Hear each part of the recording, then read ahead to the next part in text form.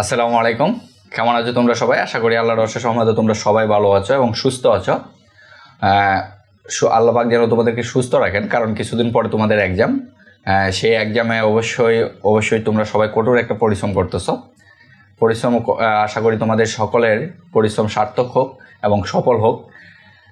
সেই ধারাবাহিকতায় আজকে তোমাদের সাথে আমরা তো বোর্ড কোয়েশ্চেনগুলো যে সমাধান করতেছি, সে সমাধানের আমি কন্টিনিউ করতে পারতেছি না, কারণ হচ্ছে একটু ব্যস্ততার কারণে ক্লাসগুলো রেকর্ড করা হচ্ছে না, সময় পাচ্ছি না রেকর্ড করার।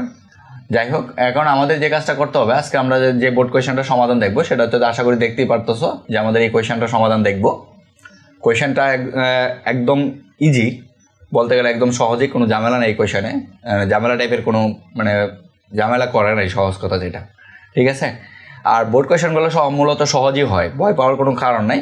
যে আমাদের যেগুলো মোস্ট ইম্পর্টেন্ট যে কোয়েশ্চেনগুলো প্রত্যেকটা অধ্যায়ের, বিশেষ করে এসএসসির ক্ষেত্রে, সেই অধ্যায় ইম্পর্টেন্ট কোয়েশ্চেনগুলো থেকে আমাদের কোয়েশ্চেন হয়, এবং বিশেষ ইম্পর্টেন্ট কয়েকটা টপিকস আছে বা নিয়ম আছে, সেই নিয়মগুলো থেকে কোয়েশ্চেন হয়। সেই কমন কয়েকটা নিয়ম থেকে আমাদের কোয়েশ্চেনটা করা হয়েছে। তাহলে এখানে 1 নম্বর কোয়েশ্চেনে তোমাকে যেটা বলা আছে, বিশেষ করে যে ক নম্বর কোয়েশ্চেনে, যে তোমাকে একটা যুগ্য রাশি দেওয়া আছে, এটাকে ইন্টিগ্রেশন করতে বলা হয়েছে, যেটা হচ্ছে আমাদের নির্দিষ্ট যুগজের মাধ্যমে। তাহলে আসো আমরা এটা একটু সমাধান দেখি। তারপরও যে ক নম্বর কোয়েশ্চেনটা হচ্ছে আমাদের, যে ক নম্বর কোয়েশ্চেন দেখো, যে 0 থেকে কত π/2, ঠিক আছে। এরপরে তোমাকে দেওয়া হচ্ছে √ওভার কত cos x, এরপর আছে কত sin কিউব x dx। এ হচ্ছে আমাদের যে যুগ্য রাশিটা। এখানে এই চেহারাটা দেখলে একজনের চেহারা মনে পড়ে। সে কার চেহারা মনে পড়ে? আমরা যখন যুগজীকরণের যে প্রবলেমগুলো সলভ করছো, আশা করি তোমরা সবাই সলভ করে আসছো, কারণ 1 মাস পরে পরীক্ষা। তাহলে সেইখানে একটা প্যাটার্ন আছে, যেরকম আসে হলো sin to the power mx, এরপর হচ্ছে হলো cos to the power কত nx dx, এরকম একটা চেহারা আছে। তাহলে এখানে বিভিন্ন কন্ডিশন, এম এন এর উপরে বিভিন্ন কন্ডিশন থাকে, যেরকম এম এর মান জোড় হলে, এন এর মান বিজোড় হলে আমাদের কি ধরতে হয়, এরপরে এন এর মান বিজোড় হলে, এন এর মান জোড় হলে, এম এর মান বিজোড় হলে কি ধরতে হয়, এম এন যদি সমান হয় তাহলে কি করতে হয়, এরপরে এম এন যদি ভগ্নাংশ আসে তাহলে আমাকে কাজটা কি করতে হয়। অনেকগুলো নিয়ম আছে এখানে। তাহলে এখানে আমাদের যেটা দেওয়া আছে, যে এম এ একটা মান হচ্ছে ভগ্নাংশ। কীরকম ভগ্নাংশ একটু দেখো, যে আমরা এটাকে লিখতে পারি 0 থেকে কত π/2, এরপর আছে হলো cos to power half x, ঠিক আছে না?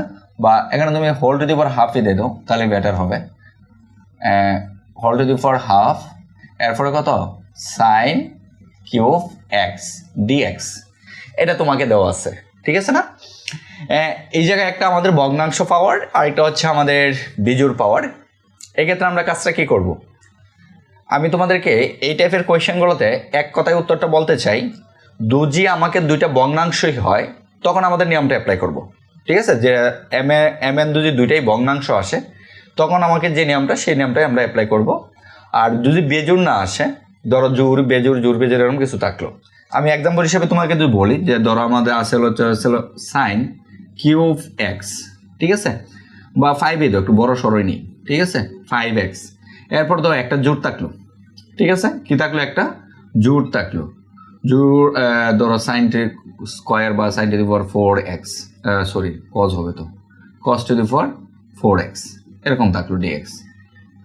এটাকে যদি আমাকে ইন্টিগ্রেশন করতে বলে, আমি তোমাকে যেটা সাজেস্ট করব, যে দেখো আমরা এরকম একটা চেহারা এখানে ক্রিয়েট করার চেষ্টা করব, আমাদের টেন্ডেন্সিটা এরকমভাবে থাকবে, যে আমি যদি এখানে এরকম একটা চেহারা ক্রিয়েট করতে পারি, যে আমাদের যুগজীকরণের সূত্রগুলো অ্যাপ্লাই করা যায়, সহজ কথা যেটা, বা ত্রিকোণমিতিক কিছু ক্যালকুলেশনের মাধ্যমে যাতে যুগজীকরণের সূত্রটা অ্যাপ্লাই করতে পারি, এরকম একটা টেন্ডেন্সি নিয়ে কাজ করবে, যাদের যে এম এন জোড় হলে কী করতে হবে, এম এন বিজোড় হলে বা জোড় বিজোড় হলে কী করতে হবে, এই টাইপটা যাদের প্যারাময় মনে হয়। আর যদি তোমাদের ওই টাইপটা ওই নিয়মটা প্যারাময় মনে না হয়, তাহলে আলহামদুলিল্লাহ ওইটা দিয়েই কাজ করবো, তাহলে তো তোমাদের মুখস্থ হয়ে যাচ্ছে।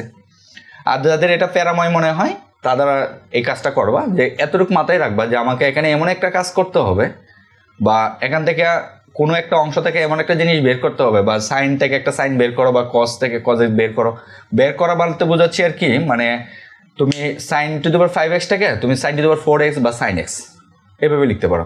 আর cos to the power 4x থেকে তুমি cos কিউব x বা cos x বা cos square x into cos square x এরকম একটা কিছু সিস্টেমে, যাতে আমি এরকম একটা কিছু বের করব বা এমন একটা গুণাকার আমি dx এর সাথে আনবো যাতে বাকি অংশটা একই আকার ধারণ করে, হয় দুইটাই সাইন হয়, নাহলে দুইটাই cos হয়, আর এখানে তার অন্তরীকরণ থাকে। এরকম একটা টেন্ডেন্সি নিয়ে তোমরা কাজ করবে।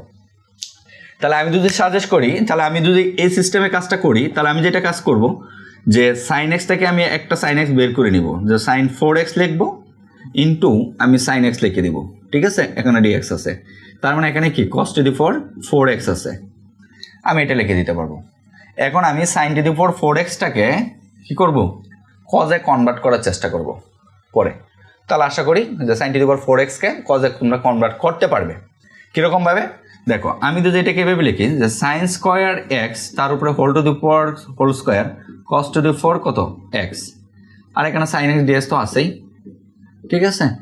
এরপরে আমরা এই সাইন স্কোয়ারকে 1 মাইনাস কি লিখতে পারবো, কস স্কোয়ার এক্স লিখতে পারবো, তার উপরে কত whole square cos to the power 4x, ঠিক আছে না, কস টু দি পাওয়ার 4x, এরপরে সাইন এক্স থাকলো। এখন দেখো প্রত্যেকটা যদি আমি এখন গুণ করে দিই, এখানে এ প্লাস বি হোল স্কোয়ার সূত্র আমরা অ্যাপ্লাই করে দিব, সরি এ মাইনাস বি হোল স্কোয়ার সূত্র অ্যাপ্লাই করে দিই, আমি কস টু দি পাওয়ার 4x দ্বারা গুণ করে দিই, যে কস টু দি পাওয়ার 4x, ঠিক আছে, গুণ করে দিই। গুণ করে দেওয়ার পর আমার কিন্তু সবগুলো কজ অনুপাত এসে পড়লো, পরে আমি কজ এক্স সমান আমি জেড ধরে নিব, প্লাস কজের অন্তরীকরণ হচ্ছে সাইন, বাস আমাদের সাইন ডিএক্স মান এসে পড়বে, কোনো প্রবলেম নেই। এই টেন্ডেন্সি নিয়ে আমরা অঙ্কগুলো সমাধান করব। তাহলে এখানে আমাদের যে ভদ্রলোক আছেন, ওই ভদ্রলোকের মানে দুইজন ভদ্রলোক, একজন ভদ্রলোক হচ্ছে উনি, আরেকজন ভদ্রলোক হলো উনি। এখন একজন ভদ্রলোক হচ্ছে খুব ঝামেলা টাইপের, আরেকজন ভদ্রলোক হচ্ছে খুব সরল সোজা টাইপের। যেরকম কেন, যে কস টু দি পাওয়ার হাফ থেকে তোমার একটা কজ অনুপাত বের করাটা খুব কষ্টকর হবে। যেরকম আমি সাইন টু দি পাওয়ার 5 থেকে কি করছিলাম, সাইন টু দি পাওয়ার 4 একটা সাইন এক্স বের করছি, ঠিক এরকমভাবে কস to the power 4 cos x থেকে যদি একটা কজ বের করতে চাও তাহলে খুব ঝামেলার ব্যাপার। তাহলে উনি সরল সোজা, ওনাকে সাইজ করাটা সহজ হবে। তাহলে ওনাকে সরল সোজাটাকে আমরা সাইজ করবো, এখান থেকে আমরা একটা সাইন এক্স বের করবো, আর সাইন স্কোয়ার এক্সকে আমরা কজে কনভার্ট করে নেব। তাহলে কিন্তু দেখো একদম দেখেই বোঝা যাচ্ছে আমাকে কাজটা কি করতে হবে। তাহলে এই কাজটাই আমরা এখানে করব। তাহলে আমরা দেখো 0 থেকে কত 5/2, এখানে আছে হলো cos x to the power half, উনি তাকুক, ঠিক আছে, আর উনি হচ্ছে হলো সাইন স্কোয়ার এক্স, এখান থেকে আমরা একটা সাইন এক্স বের করলাম ডিএক্স। এরপর যেটাকে আমরা সাইন স্কোয়ার এক্সকে বাকি এটাকে যেটাকে বের করছি তো এটা থাকবেই, আর বাকি দুটাকে একটা অনুপাতে কনভার্ট করার চেষ্টা করব, ঠিক আছে। আর সেটাকে যদি আমরা কনভার্ট করার চেষ্টা করি, তাহলে 0 থেকে কত 5/2, তার মানে cos x to the power whole to the power half, আর সাইন এক্সকে আমরা লিখতে পারবো 1 মাইনাস কস স্কোয়ার এক্স, আর ইন্টু সাইন এক্স ডিএক্স, এটা আমাদের থাকবে, ঠিক আছে। এরপর আমরা যে কাজটা করি যে এখানে নর্মাল সমাধান 2, আমরা এটা দ্বারা গুণ করে দেবো, গুণ করে দিলে যেটা আসে সেটা হচ্ছে যে কত কস এক্স টু দি পাওয়ার কত whole to the power half, এরপরে মাইনাস এই হাফ আর 2 যদি আমরা যোগ করি, কারণ এটা গুণ করলে কি হবে, পাওয়ারটা যোগ হবে। তাহলে আমরা যদি হাফ আর 2 যোগ করি তাহলে আমাদের কত আসতেছে 5/2, ঠিক আছে। তার মানে হচ্ছিল কস এক্স টু দি পাওয়ার কত হোল টু দি পাওয়ার 5/2, এটা আমরা লিখতে পারি। আর এখানে ইন্টু সাইন এক্স আর ডিএক্স যেটা আছে এটা এভাবেই থাকলো, আর কোনো ঝামেলা আমাদের নাই, ঠিক আছে। এর পরবর্তী কাজ কি, এর পরবর্তী কাজ হচ্ছে আমাদের যে ধরতে হবে কাকে, এই যে ঝামেলা টাইপের যে ভদ্রলোক ছিল কস, ওনাকে, ঠিক আছে, ওনাকে ধরে এখন আমাদের একটু সাইজ করতে হবে। তাহলে আমরা দেখো কজ এক্স সমান ধরে নিচ্ছি, যে দৌড়ি কত কজ এক্স ইকুয়াল টু কত ধরবো, জেড ধরবো। জেড ধরার পরে আমরা যদি এটাকে অন্তরীকরণ করি, তাহলে অন্তরীকরণ করলে আসে কত মাইনাস সাইন এক্স, এরপরে কত ডিএক্স ইকুয়াল টু কত ডিজেড। তা মাইনাসটা আমরা এ পাশে না দিয়ে এ পাশে দিয়ে দিলে বেটার হয়ে যাবে। তাহলে দেখো কত সুন্দর চেহারা হয়ে গেল, এখন ওনাকে সাইজ করতে পারলাম। এখন উনি যখন ছিল আমাদের এক্সে তখন আমাদের কিন্তু লিমিটটা কি ছিল 0 থেকে 5/2, এখন কিন্তু আমরা চলক চেঞ্জ করে ফেলছি, মানে স্থান পরিবর্তন করে ফেলছি। তাহলে স্থান পরিবর্তন যেহেতু করছি, তাহলে আমাদের তো মানে লিমিটটাও কি পরিবর্তন হবে, আশা করি তোমরা সেটা জানো। তাহলে আমরা লিমিটটাও একটু পরিবর্তন করিনি। তাহলে আমরা লিমিটটা যদি পরিবর্তন করতে চাই, এখানে আমাদের যেটা আছে যে ধরো এক্স আর এক হলো জেড, তাহলে এক্স এর মান যখন আমরা 0 বসাবো, মানে আমাদের ল লিমিট, তখন এক্স এর মান এখানে 0 বসাইলে যেটার মান কত আসে cos 0 ডিগ্রি মান 1, ঠিক আছে। আর এক্স এর মান যখন আমরা আপার লিমিট 5/2 বসাবো তখন cos কত আসে 0 আসে, ঠিক আছে, যেটার মান। আমাদের লিমিট চেঞ্জ হয়ে গেল। এখন আমরা সবগুলো আইনে এখানে বসাবো। তাহলে আমরা লোয়ার লিমিট কত পাইছি, লোয়ার লিমিট পাইছি হলো 1, আপার লিমিট পাইছি হচ্ছে 0, ঠিক আছে। আর একটা কাজ হচ্ছে সেটা হচ্ছে যে এখানে cos টু দি পাওয়ার 5 এটা আমরা z ধরছি, তাহলে আমরা পাচ্ছি হলো z টু দি পাওয়ার কত হাফ, ঠিক আছে, মাইনাস এখানে আমাদের যেটা আসবে সেটা হচ্ছে যে cos to the power half আসছে, তারপর এখানে মাইনাস আসবে কত z টু দি পাওয়ার 5/2, আর sin dx সমান আসবে হচ্ছে কত dz, মানে মাইনাস dz, মাইনাসটা আমরা সামনে দিয়ে দিলাম। এখন এখানে একটা কনফিউশন তোমাদের থাকে যে আমরা সচরাচর লিমিট নিই ছোটটা থেকে বড়টা, লোয়ার লিমিট সবসময় ছোট হয়, আপার লিমিট সবসময় বড় হয়, মানে প্রচলিত নিয়ম অনুসারে। কিন্তু আমরা যখন এই লিমিট এখন লোয়ার লিমিট কি হয়েছে 1 হয়ে গেছে, আপার লিমিট ছোট হয়ে গেছে, তাহলে এখানে আমাদের কী কাজটা করা যায়, তো নিচে করে চেঞ্জ করে নিতে পারো। লিমিট দুটো আমরা চেঞ্জ করি, আপার লিমিটকে লোয়ার লিমিটকে যদি আপার লিমিটে নেই তাহলে আমাদের সামনে কী দিতে হয়, একটা মাইনাস দিতে হয়। তাহলে তুমি এই কাজটা করে মাইনাসটা তুলে দাও, তাহলে কিন্তু অঙ্ক হবে, কোনো প্রবলেম নেই। তাহলে আমরা কাজটা যেটা আছে এটা নিয়ে কাজ করলাম, আমরা হিসাবে যেটা পাইছি ওটা নিয়ে আমরা কাজ করতেছি, কোনো ঝামেলা নেই। ওকে, তাহলে এখন যদি আমরা লিমিটটা বসায় দেই বা যুগজীকরণের কাজটা করি, তাহলে আমাদের কি আসে দেখো, যে মাইনাস দ্বারা মাইনাস তো আসেই, তাহলে একটা কাজ করতে পারি, মাইনাস দ্বারা গুণ করে দাও, তাহলে ঝামেলা মুক্ত হবে। আচ্ছা মাইনাস থাক, তাহলে মাইনাস সামনে থাকলো। এরপর আমরা লিমিট এখন যুগজীকরণ করি, তাহলে আমরা z to the power half যেটা আসবে হলো z to the power 1/2 plus 1 by হচ্ছে হলো 1/2 প্লাস 1, এরপর হচ্ছে minus z to the power 5/2 plus 1 by হচ্ছে হলো 5/2 প্লাস 1, ঠিক আছে। তার মন থেকে কত 0। এরপরে আমরা মাইনাস দ্বারা যদি গুণ করে দেই, তাহলে মাইনাস দ্বারা গুণ করলে এটা মাইনাস হয়ে যাবে, আর এটা কী হয়ে যাবে, প্লাস হয়ে যাবে। তাহলে আমরা যখন এখানে লোয়ার লিমিট আপার লিমিট বসাবো, আপার লিমিট বসালে 0 যেটা জায়গায় 0 বসালে এই সম্পূর্ণটা কী হয়ে যাবে, 0 হয়ে যাবে, ঠিক আছে। এরপরে আমরা যখন এখানে আপার লিমিট বসাবো তাহলে এটাও কী হয়ে যাবে, 0 হয়ে যাবে, বুঝতে পারছো। তার মানে এখানে 0 হয়ে গেলে আমরা 0 প্লাস কত পাচ্ছি, 0, ঠিক আছে। এরপর হচ্ছে সূত্রের লিমিটের যে সূত্র সেটা মাইনাস, আমরা যদি এখানে -1 বসাই তাহলে এই মাইনাসে আর আমাদের মাইনাসে এটা প্লাস হয়ে যাবে, আর এখানে 1 বসালে সেটা আসে হচ্ছে 1 টু দি পাওয়ার 1, মানে হচ্ছে উপরে একটা 1 আর নিচে আসে কত 3/2, যেটাকে লেখা যায় 2/3, ঠিক আছে, 2/3। এরপরে আমাদের মাইনাস দ্বারা এটাকে গুণ হবে, যেটা হবে মাইনাস, মানে যে আমাদের যে লিমিট বসাচ্ছি যে মাইনাসটা ছিল সে মাইনাস দ্বারা এটাকে গুণ হবে, যেটাকে লেখা যাবে এখানে 1 আর এখানে 2/7, তার মানে 2/7, যেটাকে সমাধান করলে আমরা পাই হচ্ছে হলো 21, এরপরে 21, এরপরে পাই হচ্ছিল আমাদের 8। এই হচ্ছে আমাদের আনসারটা। তাহলে এই ছিল অঙ্কটা। আমরা দেখো এখন আমরা যে নেক্সট যে ক নম্বর কোয়েশ্চেনটা একটু দেখবো। ক নম্বর কোয়েশ্চেনে বলা হয়েছে যে তোমাকে 2 নং হতে f of x dx নির্ণয় করো। তাহলে 2 নঙ্গে কে আছে, এই ভদ্রলোক আছে। তাহলে দেখো ক নম্বর কোয়েশ্চেনে যে আমাদের 2 নঙ্গে দেওয়া আছে f of x equal to কত, ইকুয়াল টু হচ্ছে হলো x প্লাস 1 হোল স্কোয়ার, এরপরে হচ্ছে হলো x প্লাস 2, এটা আমাদের দেওয়া আছে। এই টাইপটাকে বলা হয় যুগজীকরণের মূলদীয় ফাংশনের যুগজ নির্ণয় করার পদ্ধতি, ঠিক আছে। আমাদের এই টাইপের ফাংশনগুলো যখন দেখবা তখন বুঝবা যে এটা আমাদের মূলদীয় ফাংশনের পদ্ধতিতে সমাধান করতেই হবে। এখন কথা থাকে যে মূলদীয় ফাংশনগুলোকে কীভাবে আমরা প্রকাশ করব। এটা হচ্ছে একটা মূলদীয় ফাংশনকে প্রথমে আংশিক ভগ্নাংশে প্রকাশ করে নিতে হয়, তারপর আমাদের যুগজীকরণ কাজটা করতে হয়। তাহলে এখন কথা আসে যে এটাকে কীভাবে আংশিক ভগ্নাংশে প্রকাশ করতে হয়। আশা করি তোমরা সবাই জানো কীভাবে এটাকে আংশিক ভগ্নাংশে প্রকাশ করতে হয়। তারপর আমি একটু বলি যে এটাকে কীভাবে আংশিক ভগ্নাংশে প্রকাশ করতে হয়। এটা আমাদের যে ভগ্নাংশটা থাকে মূলদীয় ভগ্নাংশ, ওইটার উপরে ডিপেন্ড করে যে আমাদের এটা কীভাবে প্রকাশ করব।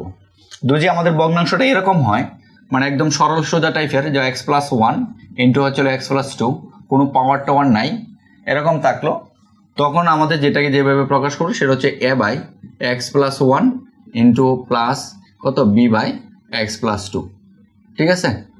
মানে নিচে জয়টা উৎপাদক থাকবে ওইটা আমরা লিখবো, তারপর উপরে একটা করে কনস্ট্যান্ট আমরা বসাই দেবো, যে কোনো একটা কনস্ট্যান্ট আমরা বসাই দেবো, পরে এ বি এর মানটা সমাধান মানে আমাদের যে আংশিক ভগ্নাংশের কাজ সেই কাজের মাধ্যমে এ বি এর মান নির্ণয় করবো। এখন যদি আমাদের ফাংশনটা এরকম থাকতো যে x plus one into x plus two whole square, উপরে এক্সই আছে, তখন আমরা কি করতাম, কয়টা উৎপাদক আছে, এক্স প্লাস ওয়ান আছে, এরপরে প্লাস আমরা এই যে যেটার উপরে হোল পাওয়ার দেওয়া থাকবে, কত পর্যন্ত দেওয়া হোল পাওয়ার কত থাকবে ওইটা লিখতে হবে। মানে যদি এখানে দুইটা আছে আমরা দুইবার লিখবো, যদি 3 থাকতো তাহলে 3বার লিখতাম, 4 থাকলে 4বার লিখতাম। তার মানে আমরা কি লিখবো, এক্স প্লাস 2, ঠিক আছে, একবার, আর যেহেতু 2 আছে তাহলে 2বার লিখবো এক্স প্লাস 2। তারপরে এর উপরে পাওয়ার 1 থেকে শুরু করে 2 পর্যন্ত, যে পর্যন্ত থাকবে এই পর্যন্ত আমরা যাবো। পরে এখানে একটা করে কনস্ট্যান্ট সিরিয়ালি আমরা দিয়ে দিব এ বি সি। আরেকটা মূলদীয় ফাংশন আছে, সেটা হচ্ছে যদি আমাদের ফাংশনটা এরকম থাকে যে x plus one x plus 2 x এর উপরে স্কোয়ার, মানে চলকের উপরে পাওয়ার থাকে, তখন আমাকে যে কাজটা করতে হয় সেটা হচ্ছে যে ঠিক এরকমভাবে আমরা ভগ্নাংশগুলো উৎপাদকগুলো লিখবো যে এক্স প্লাস ওয়ান প্লাস হচ্ছে কত এক্স স্কোয়ার প্লাস 2। এই চলকের উপরে পাওয়ার থাকলে আবার যত পাওয়ার থাকবে তত পর্যন্ত লেখার প্রয়োজন নেই, এটা শুধু হোল পাওয়ারের ক্ষেত্রে প্রযোজ্য। তাহলে এখানে আমরা কনস্ট্যান্ট দিব, এই জায়গায় কনস্ট্যান্টটা দেওয়ার সময় একটু চিন্তা করে দিতে হবে। আমাদের পরবর্তী কনস্ট্যান্ট হচ্ছে বি, যেহেতু যে আমাদের চলকের উপরে পাওয়ার থাকে তাহলে আমাদের এই কনস্ট্যান্টের সাথে একটা এক্স গুণ হবে প্লাস আরেকটা কনস্ট্যান্ট যোগ করতে হবে। এই হচ্ছে সিস্টেমটা।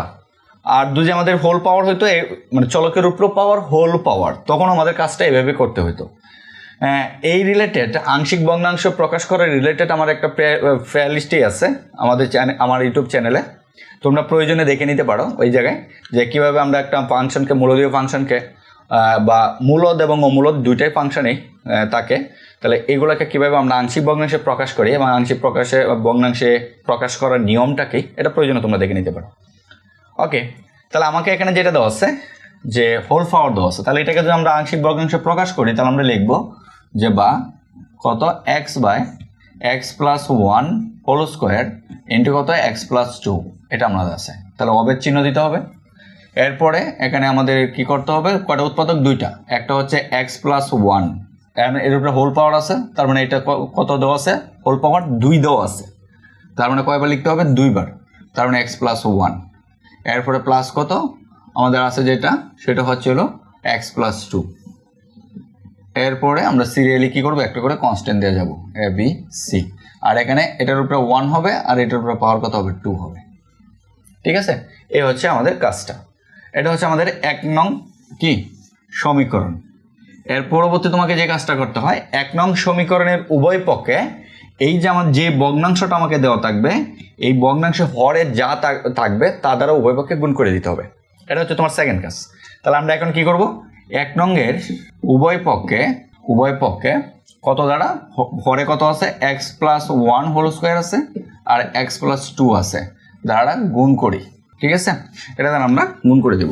এর পরবর্তী কাজ কি, এর পরবর্তী গুণ করার পর আমরা যেটা পাবো যে, সুতরাং এখানে পাবো এক্স, অবের চিহ্ন এখানেও রাখতে হবে, পরে এ ইন্টু তাকে কত এক্স প্লাস 2, ও এক্স, এটা তো পাওয়ার 1, তার মানে এক্স প্লাস 2, আর এটা দ্বারা গুণ করলে একটা এক্স প্লাস 1 আসবে, এক্স প্লাস 1 এই অংশটা আসবে।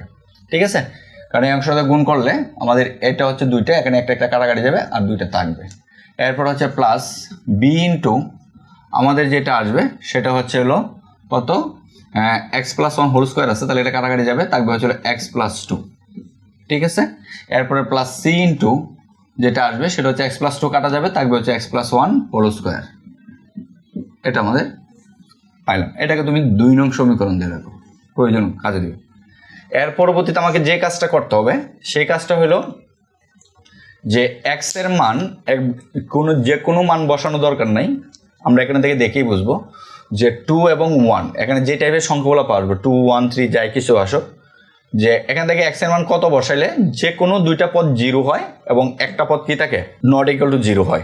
ঠিক আছে, তাহলে আমরা এক্স এর মানে এমন একটা সংখ্যা এখান থেকে বসাবো যে সংখ্যাটা বসালে যে কোনো 2টা পদ 0 হবে, যে কোনো না, আমি বলতেছি একটু ধারাবাহিকভাবে, প্রথমে যে কোনো পদ 2টা 0 হবে, পরে হচ্ছে একটা নট ইকুয়াল টু 0 হবে। তাহলে আমরা প্রথমে দেখো এখানে যদি আমি এক্স ইকুয়াল টু 2 বসাই তাহলে এই পদ 0 হয় আর এই পদ 0 হয়, তাহলে এক্স ইকুয়াল টু -2, তাহলে বসাই এক্স ইকুয়াল টু -2। ঠিক আছে, এক্স ইকুয়াল টু -2 এর জন্য আমরা লিখতে পারি x2 -2 0 জন্য কত হবে, তাহলে এই পাশে -2 হবে, আর এখানে সমান চিহ্ন হয়ে যাবে কারণ এর নির্দিষ্ট ভ্যালু পাবো।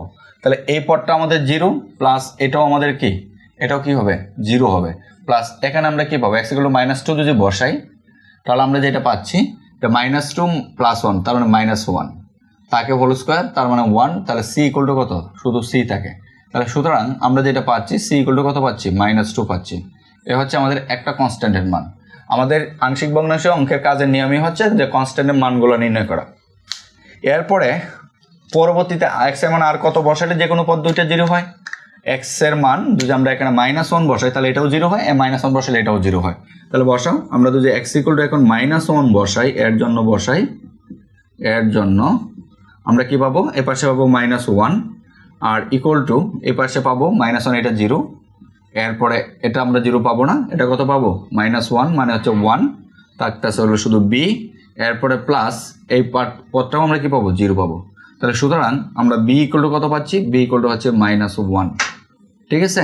তাহলে এই হচ্ছে আমাদের আরেকটা কনস্ট্যান্টের মান। এর পরবর্তী কনস্ট্যান্টটা আরেকটা কি বাকি আছে, এর মান জানা। এর মান কিন্তু এখন আর কোনো x এর মান বসানোর জন্য পাই না, কারণ x এর মান অলরেডি আমি 2 বসাই ফেলছি, এরপর x এর মান আমি অলরেডি কত বসাই ফেলছি, -1 বসাই ফেলছি। তাহলে এই দুই মান ব্যতীত অন্য কোনো মান বসাইতে হবে, বসানোর জন্য 0 হইতে হবে। এই দুই মান ব্যতীত অন্য কোনো মানের জন্য এখানে কোনো দুইটা পদ কি হয় না, 0 হয় না। তাহলে এখন প্রসেস কি, আমি এখন কিভাবে আমি এর মান নির্ণয় করব। এটার জন্য তোমাকে যে কাজটা করতে হবে, সহগ সমীকৃত করতে হবে। এখন এখানে সহগ সমীকৃত করলে সহগগুলো কি কি আসতে পারে একটু চিন্তা করো। যে যেহেতু আমাকে এখানে হোল স্কোয়ার আছে তাহলে x² পদ আসবে, আর যেহেতু আমাকে এখানে কি আছে দুইটা x গুণ হবে তাহলে x² পদ আসবে, তাহলে x² পদ আসবে, x² রিলেটেড পদ আসবে, ঠিক আছে, আর x রিলেটেড পদ আসবে, আর একটা কি কনস্ট্যান্ট বা ধ্রুবক রিলেটেড পদ আসবে, ঠিক আছে। তোমরা গুণটা করে দেখো যে এই দুই টাইপের চলক বা 3 টাইপের পদ আসবে, x² রিলেটেড পদ, x রিলেটেড পদ, আর হচ্ছে ধ্রুব পদ, এই 3 টাইপের রিলেটেড পদ আছে। আমাদের এখন কয়টা মান জানা প্রয়োজন, আমার মান জানা প্রয়োজন হচ্ছে একটা। তাহলে আমি সর্বোচ্চ ঘাত সম্মিলিত যে পদটা থাকবে তার সহগ সমীকৃত করব। তার মানে কি, আমি x² এর সহগ সমীকৃত করব। আমাকে যদি মান জানা প্রয়োজন হয়তো 2টা, তখন আমি সর্বোচ্চ 2টা পাওয়ার রিলেটেড পদ সহগ সমীকৃত করতাম। তার মানে কি x² তার পরবর্তী পাওয়ার কত হচ্ছে 1, এইটা রিলেটেড আমরা কি করতাম, সহগ সমীকৃত করতাম, 2টা করতাম। যদি আমাকে 3টা মান জানা প্রয়োজন হতো তার মানে আমি ধ্রুব পদ সহ সহগ সমীকৃত করতাম, ঠিক আছে। তাহলে আমাদের আর 3টা তো জানার দরকার নাই, আমাকে একটা জানার প্রয়োজন। তাহলে আমি কি করব, x² এর সহগ সমীকৃত করব উভয় পক্ষ থেকে। তাহলে আমি এখন লিখে দাও যে উভয় পক্ষ থেকে x² এর সহগ, উভয় পক্ষ থেকে x² এর সহগ সমীকৃত করি, ঠিক আছে। তাহলে x² এর সহগ যদি আমরা সমীকৃত করি তাহলে x² এর সহগ কি আসে আমরা একটু চিন্তা করি। এখানে যখন আমি x গুণ করব, মনে করো যে এই জায়গায় আমি ax আর ax গুণ করলে x² আসবে, আর এখানে এই পদে x² আসবে না, তার সাথে একটা a গুণ থাকবে, ঠিক আছে। তাহলে এই পাশে আমি x² এর সহগ কি পাইলাম, এই পাশে আমি a পাইলাম। এখানে যদি আমি এই দুইটা এখানে একটা গুণ করি বা x + 1 হোল স্কয়ার সূত্র ভাঙি, তার মানে x² একটা পদ আসবে, তার সহগ কত হবে, c হবে, কি +c হবে। তাহলে আমি +c নিলাম। তার মানে এখানে আসলে ax² আর এখানে ছিল cx², দুটো থেকে আমি x² কমন নিছি গা। আমাকে যেটা আসে একটু ভালো করে লক্ষ্য করো যে এখানে আসবো প্রথমটাতে আসবে ax² আর এই জায়গায় আসবে কত, cx² প্লাস, ঠিক আছে। আর এখানে কিন্তু x² রিলেটেড কোনো পদ আসবে না। তাহলে আমি দুটা থেকে যদি x² কমন নিই তাকে হচ্ছিল a + c ইন্টু কত, x²। আর আমি কিন্তু x² এর সহগে কি করতেছি, সমীকৃত করতেছি উভয় পক্ষ থেকে। তাহলে x² কিন্তু লেখার দরকার নেই, কারণ তার সহগটা সমান হবে। তাহলে এই জায়গায় আমরা ইকুয়াল টু এই পাশে কি হবে, এই পাশে তো x² কোনো পদ নাই, পদ আছে, x² রিলেটেড কোনো পদ নাই, কিন্তু পদকে তো জোর করে লেখা যায়। কিভাবে লেখা যায়, আমি যদি লিখি যে 0 × x² প্লাস, তাহলে কি অপরাধ হবে না, আমি অপরাধী হব না। তাহলে আমরা এটা লিখতে পারি। তাহলে এখন x² এর সহগ কত, 0। তার মানে যেটা সহগ থাকবে না সেটার সহগ কত হবে, 0 হবে। তাহলে আমরা এই পাশে কি লিখতে পারি, এই পাশে আমরা লিখতে পারি কত, 0। তাহলে আমি a + c = কত পাইছি, 0 পাইছি। তাহলে এখান থেকে যদি আমি সমাধান করি তাহলে আমরা কি পাবো, সমাধান করলে আমরা যেটা পাবো যে c এর মান জানি -2, তার মানে আমি পাচ্ছি হলো a - 2 = কত, 0। যেখান থেকে আমি পাইতাছি হলো বা a = কত, 2। এই হচ্ছে আমাদের এর মানটা। বুঝাইতে পারছি? তাহলে আশা করি বুঝতে পারছো যে আংশিক ভগ্নাংশের নিয়মটা কীভাবে কাজ করতে হয়। এখন আমাদের যে ভগ্নাংশটা আসে, যে আমাদের ফাংশনটা যেটা এখন আসে সেটা হচ্ছে যে, সুতরাং আমরা যেটা লিখতে পারি, মনে করো যে এক্স বাই কত লিখবো, এক্স বাই যে x plus one whole square, এরপরে কত এক্স প্লাস টু, এটা দেওয়া থাকলো, এটা সমান সমান হবে এর মান কত পাইছি, A by x plus one, এর মান কত পাইছি টু, তার মানে কত two by x plus one, এরপরে কত পাইছি বি এর মান কত পাইছি মাইনাস, তার মানে মাইনাস ওয়ান বাই কত হবে যে x plus one whole square. ঠিক আছে, সি এর মান কত পাইছি মাইনাস, তার মানে মাইনাস টু বাই কত হবে এক্স প্লাস টু। এই হচ্ছে আমাদের আনসারটা, মানে আনসার না, মানে আংশিক ভগ্নাংশের আনসারটা। তুমি এটাকে একসাথে লসাগু করে দেখো যে লসাগুটাতে আমাদের এই উপরে এক্সি আসবে। ঠিক আছে, তাহলে এখন আমাকে ইন্টিগ্রেশন করে, এখন অঙ্কেতে আসো। আমরা মাত্র অগলে 50% অঙ্ক সমাধান করলাম। তাহলে আমরা যদি এখন অঙ্কেতে যাই,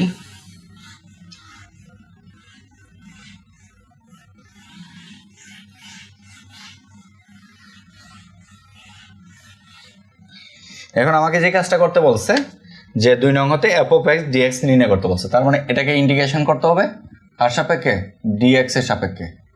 ঠিক আছে, ডিএক্স এর সাপেক্ষে ইন্টিগ্রেশন করতে হবে, এটাকে আমাদের ইন্টিগ্রেশন করতে হবে ডিএক্স এর সাপেক্ষে।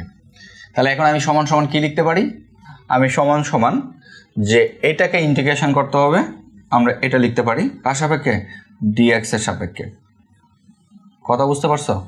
এই কাজটা কিন্তু এখন আমরা লিখতে পারি। তাহলে এটাকে যদি এখন আমরা ইন্টিগ্রেশন করি, মনে করো, তাহলে আমি সরাসরি এখানে না লিখে আমি এখান থেকে কাজ শুরু করতেছি, যে টোটালটাকে তো আমি এইভাবে লিখতে পারি যে সমান সমান যে ইন্টিগ্রেশন অফ 2 বাই কত এক্স প্লাস ওয়ান ডিএক্স। যে আমাদের ইন্টিগ্রেশনের লিনিয়ার যে প্রপার্টিটা আছে, সেই লিনিয়ার প্রপার্টি অনুযায়ী আমরা এটা কাজ করতে পারি যে ইন্টিগ্রেশন অফ কত 1 by 1 plus x whole square dx. ঠিক আছে, এরপর হচ্ছে মাইনাস 2 বাই ইন্টিগ্রেশন অফ কত যে এক্স প্লাস টু ডিএক্স। আমরা কিন্তু এইভাবে এখন কাজটা সমাধান করতে পারি।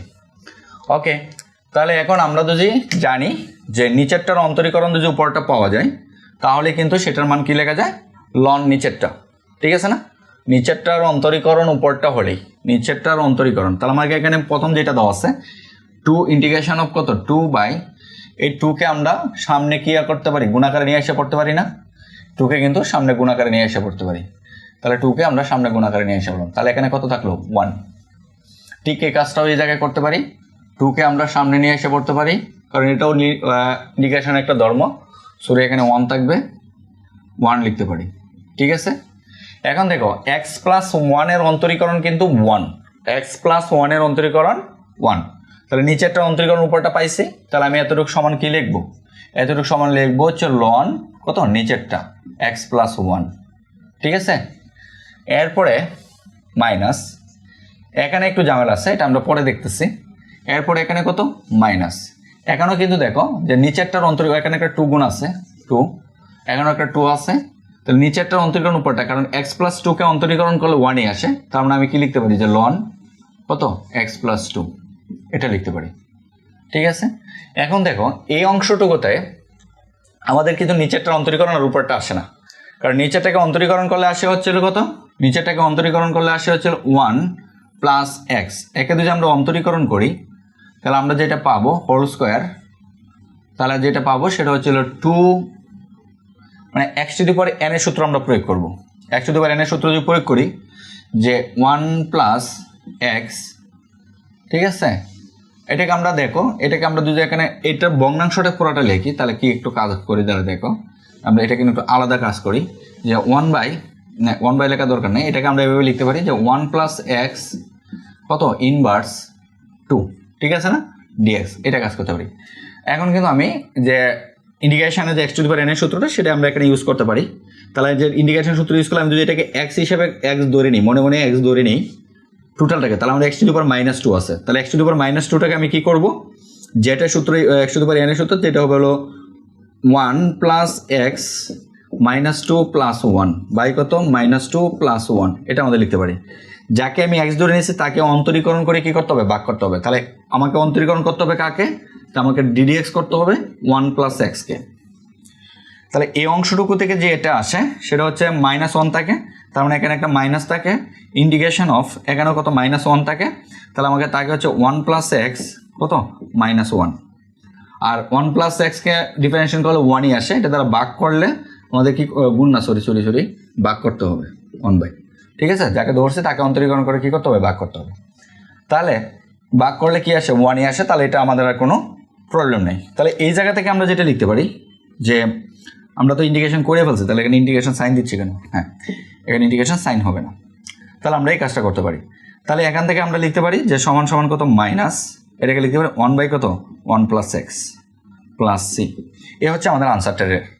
তার মানে এখান থেকে যেটা মাইনাস আছে সেটা কি হয়ে যাবে, প্লাস হয়ে যাবে। তাহলে এতটুকু সমান আমরা কত পাইলাম, মাইনাস এত যেটা হচ্ছে 1/, কত 1 + x, ঠিক আছে। আর সবার সাথে একটা সি কনস্ট্যান্ট হিসেবে দিয়ে দেবো, এই হচ্ছে আমাদের আনসারটা, ঠিক আছে। তাহলে এই ছিল আমাদের 2 নম্বর কোয়েশ্চেনটা।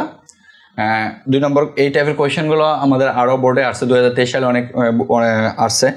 তাহলে একটু মানে বুঝে বুঝে যদি তোমরা কাজটা করো আর স্টেপ বাই স্টেপগুলো যদি মনে রাখো যে কাজটা কী করতে হবে, তাহলে একদম ইজি, কোনো প্রবলেম নেই, ভয় পাওয়ার কোনো কারণ নেই। এরপরে আসো আমাদের যে চিরচেনা যে কোয়েশ্চেন, যে নির্দিষ্ট আমাদের যুগজের এত কাহিনী, মানে যে যুগজ যে নির্ণয় করতে তার যার জন্য তা হচ্ছে ক্ষেত্রফল নির্ণয় করা, মানে একটা নির্দিষ্ট অংশে মানে দুইটা বক্ররেখা দ্বারা আবদ্ধ ক্ষেত্রফল নির্ণয় করা, বা দুইটা একটা স্ট্রেট লাইন একটা বক্ররেখা দ্বারা আবদ্ধ অংশে ক্ষেত্রফল নির্ণয় করা। একে বর্ণিত চিত্র হতে ছায়াবৃত্ত অংশের ক্ষেত্রফল তোমাদেরকে নির্ণয় করতে বলছে। তাহলে একে বর্ণিত চিত্রটা কি আছে, যে এ হচ্ছে আমাদের একে বর্ণিত চিত্র। এখন এই চিত্রে আমাদের একটা পরাবৃত্ত দেওয়া আছে আর একটা স্ট্রেট লাইন আছে, যে পরাবৃত্ত এবং স্ট্রেট লাইন দ্বারা একটা আবদ্ধ অংশ তৈরি করছে, এই অংশটার ক্ষেত্রফলটা মানে ছায়াবৃত্ত অংশটা হচ্ছে আমাদের এতটুকু অংশের ক্ষেত্রফল আমাকে নির্ণয় করতে বলছে। তাহলে আমি আমার সুবিধার জন্য আমি চিত্রটা আবার অঙ্কন করে নিচ্ছি। মনে করো এই হলো আমাদের চিত্রটা,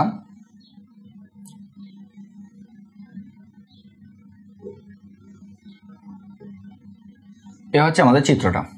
এটার ইকুয়েশন কত দেওয়া আছে, এটার ইকুয়েশন y = 4x দেওয়া আছে, আর এটার ইকুয়েশন তোমাকে দেওয়া আছে কত, এটার ইকুয়েশন দেওয়া আছে কত, y = x - x² দেওয়া আছে। এটার ইকুয়েশন আমাকে এই অংশটুকুর ক্ষেত্রফল তোমাকে নির্ণয় করতে বলছে। তাহলে আমরা ভালো রকম জানি যে ক্ষেত্রফল নির্ণয় করা, এটা এখানে না লিখি আমরা এই পাশে লিখি, তাহলে বেটার হবে। y = কত, x - x², ঠিক আছে, ক্লিয়ার। এটা হচ্ছে আমাদের, আচ্ছা এখানে না লিখি তাহলে বুঝতে কষ্ট হবে, এই জায়গায় লিখি যে এটার মান হচ্ছে y = কত, x - x²। কারণ আমরা ভালো করে জানি যে আমরা এটা নির্ণয় করার জন্য এই যে এখানে যে বিন্দুটা আছে এখান থেকে x এর উপর একটা লম্ব টানতে হবে, আর এখানে যেটা আছে এটা তো লম্ব আছে, তাহলে আমাদের x এর এই পয়েন্টটা লাগবে আর x এর এই পয়েন্টটা লাগবে, x অক্ষের এই দুইটা পয়েন্ট ধরেই আমাদের আবদ্ধ অংশের ক্ষেত্রফলটা আমরা নির্ণয় করে ফেলতে পারবো। তাহলে এই দুইটা পয়েন্ট বের করা মানে হচ্ছে এই বিন্দুর স্থানাঙ্কটা বের করা, x এর এই পয়েন্ট বের করা আর x এর এই পয়েন্ট বের করা মানে হচ্ছে এই বিন্দুর আর এই বিন্দুর কি করা, স্থানাঙ্ক বের করা। তাহলে কিন্তু আমরা বুঝ পেয়ে যাবো, এই বিন্দুর বুঝ মানেই হচ্ছে এখান থেকে এই পর্যন্ত দূরত্ব, ঠিক আছে। আর এই বিন্দুর বুঝ মানে মূল বিন্দু, মানে এটা মূল বিন্দুতে আসছে, সহজ কথা। এখন আমরা তো দেখে বুঝবো না যে এটা মূল বিন্দুতে আছে, ঠিক আছে না, কারণ আমরা তো একজাক্টলি সূক্ষ্মভাবে চিত্র রাখছি না। তার মানে আমাদের কি করা, দুইটা বিন্দুর স্থানাঙ্ক বের করাটাই বেটার। তাহলে সঠিক পদ্ধতি কি, দুইটা ইকুয়েশন সমাধান করা। তাহলে লিখো দুইটা ইকুয়েশন। তাহলে আমরা যেটা লিখতে পারি যে গ নম্বর কোয়েশ্চেন, তাহলে কি লিখবো, আমাকে দেওয়া আছে হচ্ছিল যে একটা হচ্ছে y = 4x আর একটা হচ্ছে y = কত, 4x, এটা হচ্ছে আমাদের 1 নং ইকুয়েশন। আর একটা হচ্ছে y = কত, y = হলো যে x - x², এটা হচ্ছে আমাদের 2 নং ইকুয়েশন। তাহলে আমরা এখন দুইটা সমাধান করি, তাহলে আমরা এই 2 নং থেকে আমরা কাজটা করতে পারি, যে 2 নং থেকে আমরা এই y এর মান এখানে এনে বসাই দিই। তাহলে 4x = হচ্ছিল x - x², তাহলে বা এখান থেকে যদি আমরা সবগুলো একপাশ করি তাহলে যেটা পাবো সেটা হচ্ছে হলো x - x² - 4x = কত, 0। তাহলে আমাকে তাকে হচ্ছিল যে x² প্লাস হচ্ছিল 3x তাকে = কত, 0।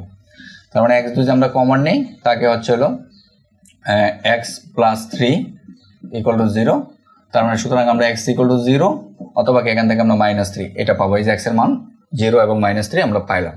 ঠিক আছে, তাহলে x এর মান 0 তো আমরা জানি যে x এর মান হচ্ছে 0 হলো এই জায়গাটা, আর x ইকুয়াল টু 3 হচ্ছে আমাদের এই পর্যন্ত। তাহলে এই বিন্দুর বুজ হচ্ছে -3 আর কুটি কত আমরা জানি না, আর এই বিন্দুর বুজ হচ্ছে 0, এটা আমরা উত্তর পাইলাম। আমাদের কিন্তু এক্স্যাক্টলি বুজটাই দরকার, কুটিটা আমাদের প্রয়োজন নাই। তাহলে আমরা কিন্তু এখান থেকে বলতে পারি x এর সর্বনিম্ন আপার লিমিট এবং লোয়ার লিমিটটা কি আসতেছে। তাহলে এই পয়েন্টটা আমাকে দরকার।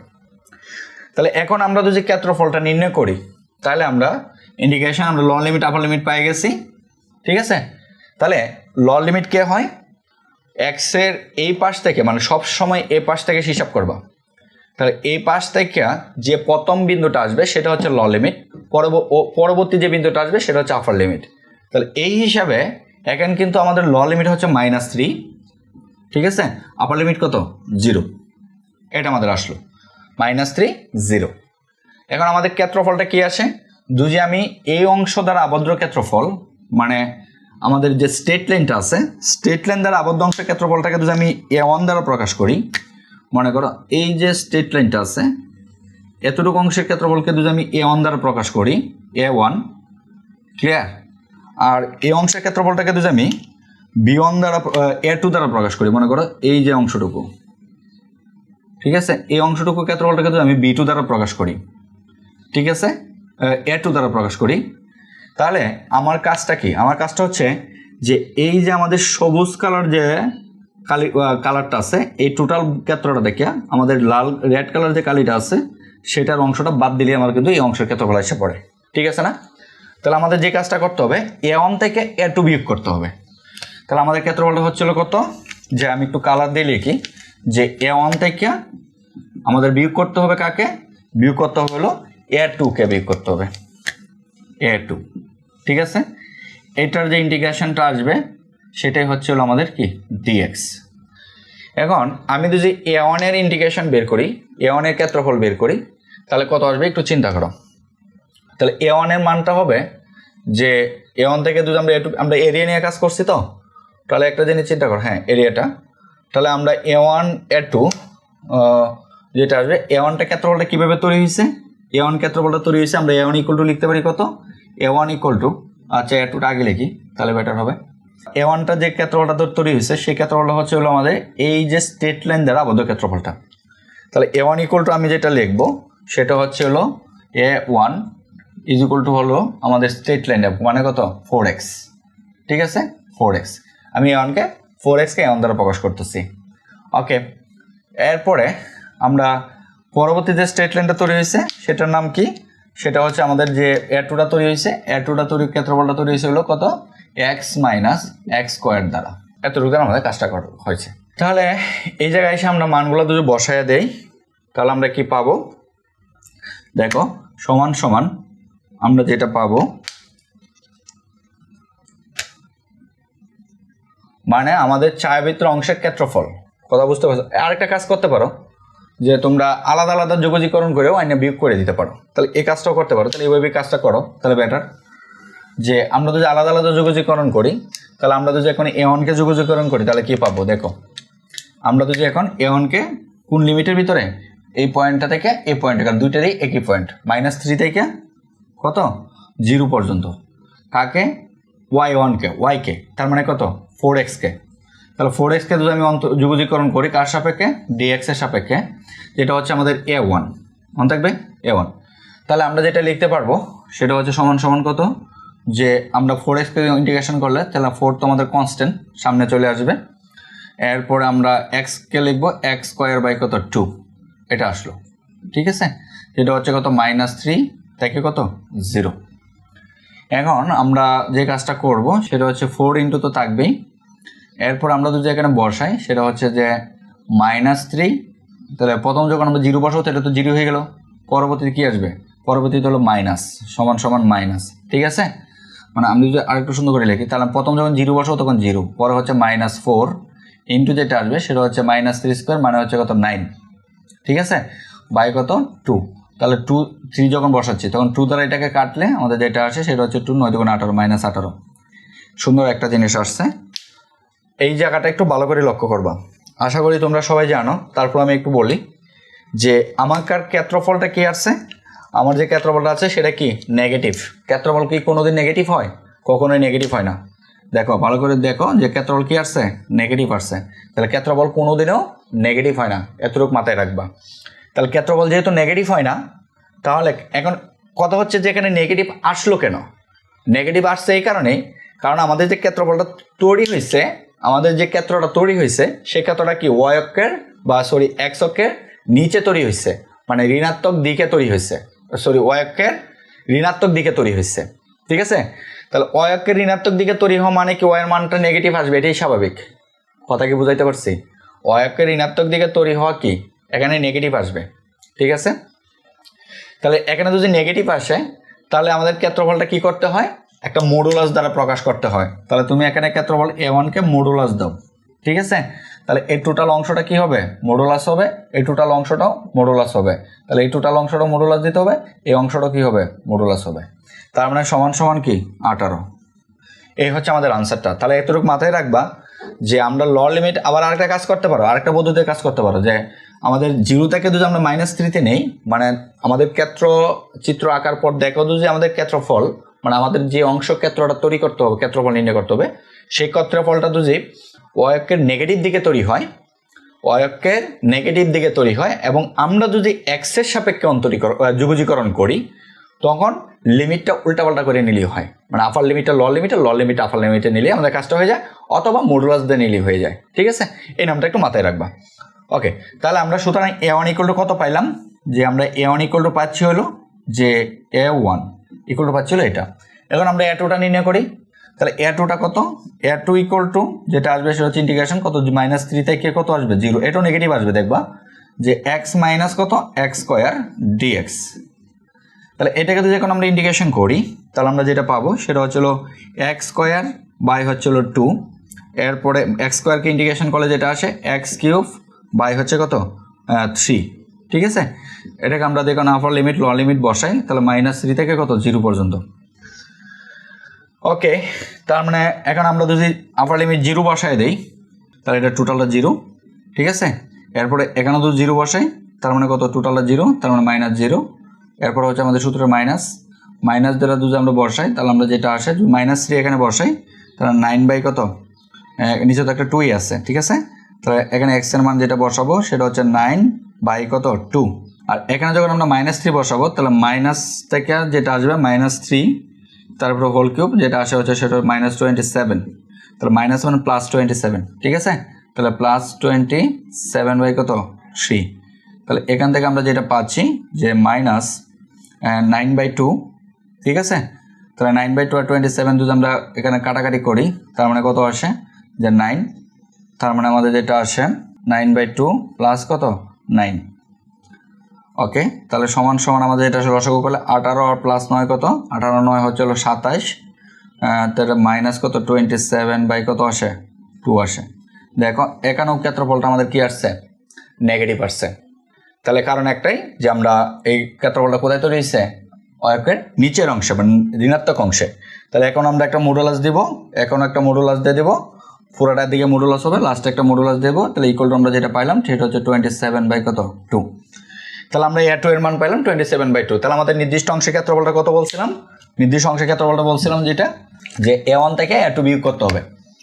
তাহলে আমাদের যে মানে ছায়াবৃত্ত অংশের ক্ষেত্রফল, তাহলে সুতরাং আমাদের ক্ষেত্রফল সমান সমান হচ্ছে হলো a1 না, হ্যাঁ a1 মাইনাস হচ্ছে হলো a2।